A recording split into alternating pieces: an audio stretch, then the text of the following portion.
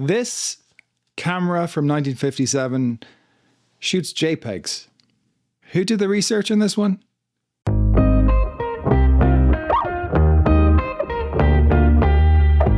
This is the Hasselblad 500C, an icon of industrial design.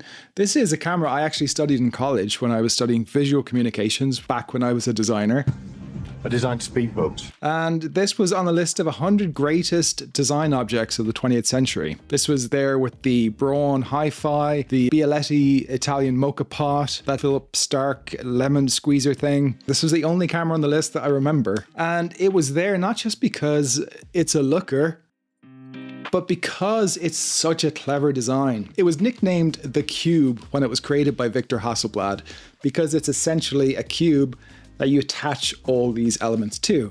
So you've got your finder, and you've got tons of different types of finders, waist level finder, prisms, different types of prisms, 45 degree, 90 degree, all the various lens attachments, different backs, so you can shoot different formats. A modular design so successful that Hasselblad are still making attachments for it 70 years later. And this is the latest modular component, the CFV 100C. A digital back with a 100 megapixel sensor, 16-bit color, 15 stops of dynamic range. This is some of the highest IQ you can get in today's world of digital images, and it mounts seamlessly on a 70-year-old film body. Now, I've used this back on the 907. I made a video previously about how much I loved using it, and I was talking about using the waist level finder and how much of a cool experience it is to shoot like that, and how historically some of my favorite photographers shot like that. But they didn't actually shoot on an LCD screen. They shot on a ground glass viewfinder, which they held at waist level like this. And the fact that you can do this now and shoot digitally on a 100 megapixel sensor is really something.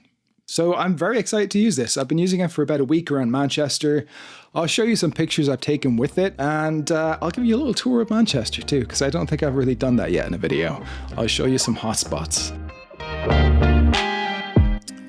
So this shot is from the tram. So I'm basically getting my tram into Manchester proper.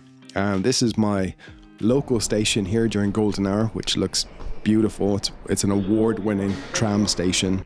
So I do my little beepy thing and I hop on the tram at the town. And this gentleman was just reading a book in some nice light. Yeah, I mean, of course I'm going to photograph that. The light in the tram really reminds me of what it's like taking pictures on buses in London, where the light comes in through this huge pane of glass and it's so soft because, well, I guess in Manchester it's always cloudy. And now quickly for some ASMR. And these are a couple of pictures I took in Chorlton. This was like a day or two after I first got the camera, and I'm trying to adjust the waist level finder again because I haven't used one in years. And I want to see if I can get shots in focus, basically. And then I head back into central Manchester. And this is a restaurant called Scoff, and it was recently awarded a Michelin star. And I think it's the only Michelin star in Manchester. No, wait, there's two in Manchester. There's Scoff and there's Greg's.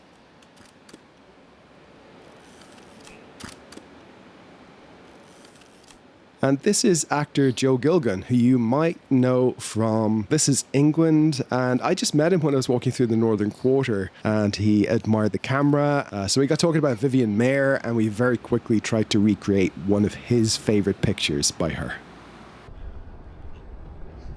So now I'm heading to Deansgate, and it's golden hour, so the light's just amazing.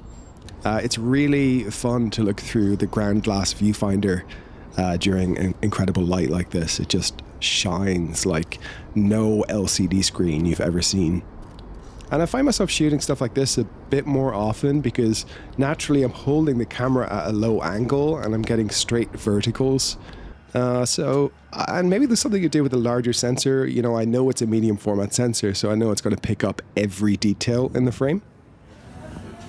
So I'm pretty much done at this stage. So I'm just going to recommend some quick coffee haunts if you ever find yourself in Manchester.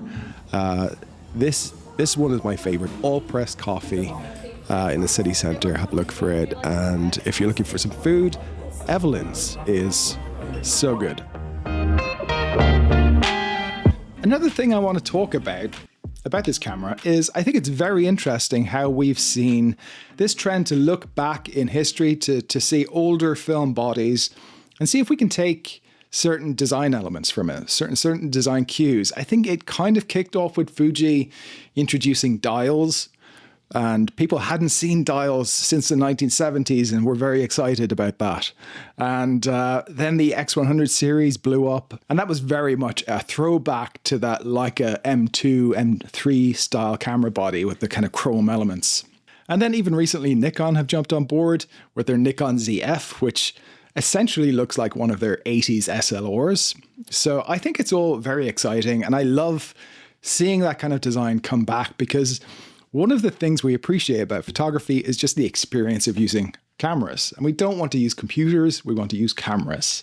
But for Hasselblad to not just introduce, a gimmick of like a little film window or some kind of design element that reminds you of a camera of old, for Hasselblad to literally take a camera from 1957 and just attach it to a modern sensor and have it all work seamlessly is a whole different level, because you still maintain that shooting experience of using the 500cm. You still have that viewfinder. I've installed an acute matte D screen in this. It is the best ground glass viewfinder I've ever seen. Everything is just clear and bright and sharp. Images snap into focus when I'm trying to focus. And it's really something.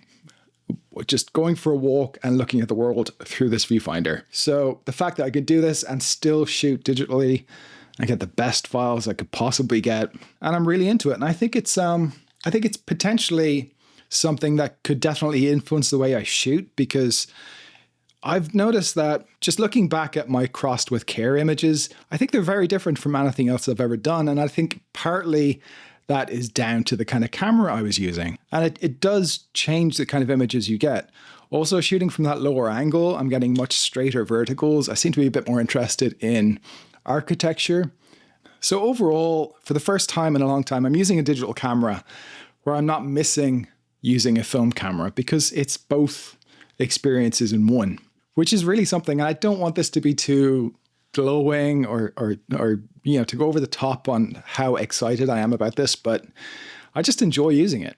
I really do. And, I'm buying all these different attachments and seeing how I can maybe set this up to suit my needs.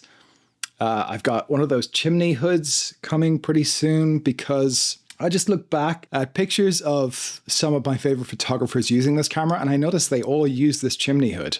So I think it used to be quite popular back then. If you look at this image of Ansel Adams, for example, using a chimney hood. This image from this movie, I forgot the name of it, chimney hood.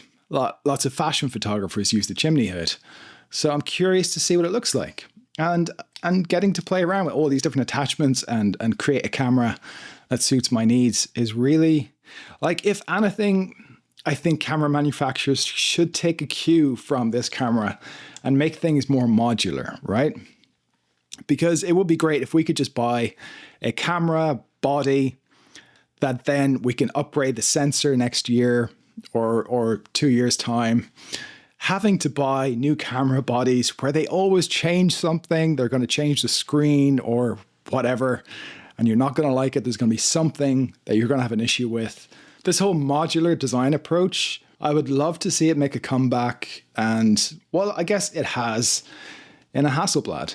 This is all very interesting. Like I said, I've only just got this set up. I'm still playing around with it. I'm still trying to tailor it to my needs. And yeah, I'm excited to see what I can do with this and the kind of images I can get with this. So that's about it. If you have any questions about this setup, because I know this is out of reach for a lot of people. So if you want me to try anything specific with this, if you'd like me to take a certain kind of picture, no, that sounds weird. If you'd like me to shoot different types of images with this, just to get an idea, I can even upload some raw files if you'd like me to do that. So let me know in the comments, and see you next time.